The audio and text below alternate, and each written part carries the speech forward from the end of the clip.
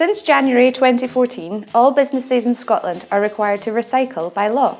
The new waste regulations also mandate food waste recycling for any organisation producing over 50 kilograms of food waste a week.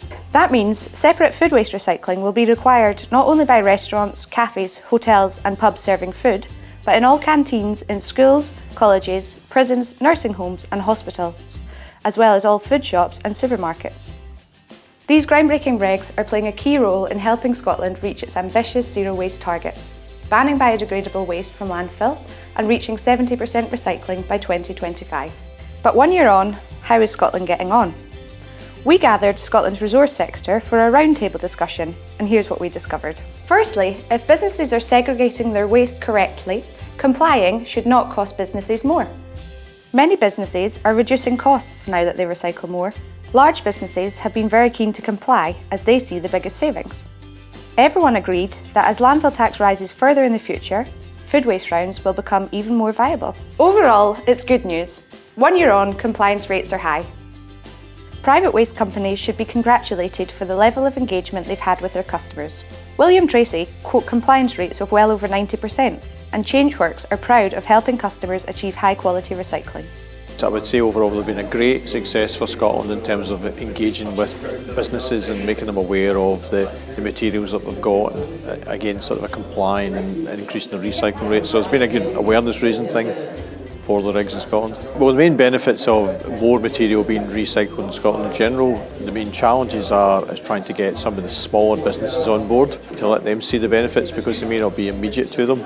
Small businesses such as takeaways are the least compliant. These businesses are resistant to change and often think they don't produce any food waste. There are concerns that information about the regs are not reaching micro SMEs.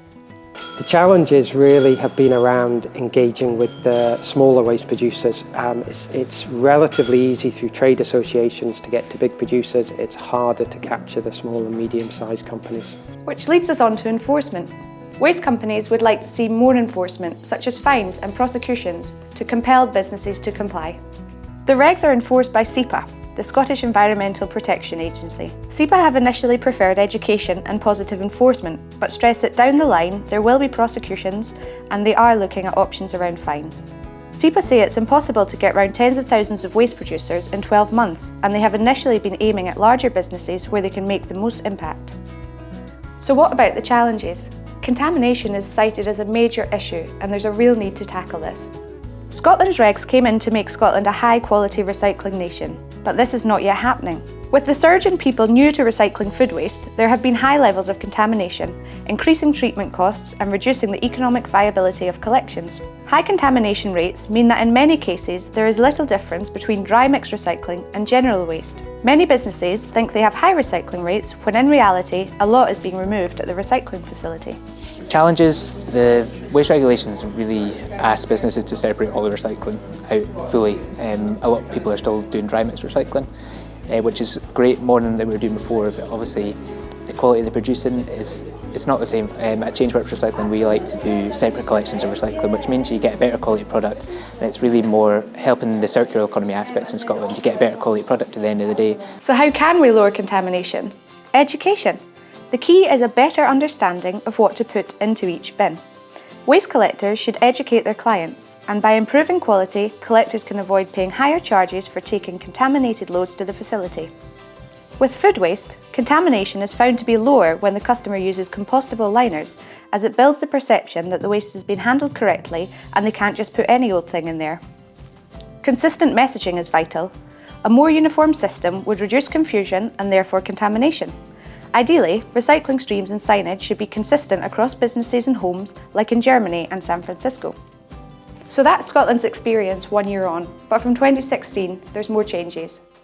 The regs will kick in for anyone producing over 5 kilograms. That's just over a caddy a week. And what's more, macerators sending food waste straight to sewer are banned from 2016 too. The 5 kilogram threshold in 2016 will capture the food waste from thousands more businesses.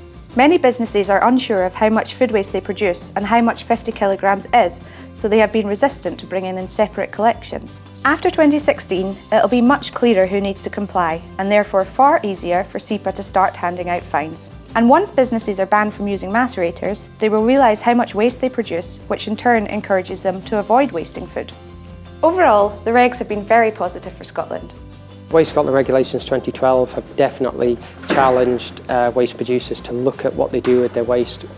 We've seen a lot of big businesses in particular really improving their recycling rate and even looking at the materials that they use to try and minimise their waste to start off with, so there's definitely been a benefit. People are now a lot more aware, and waste is now something people think about. It's also encouraged waste reduction and increased the amount of biodegradable waste that's been collected and turned into renewable energy and fertiliser.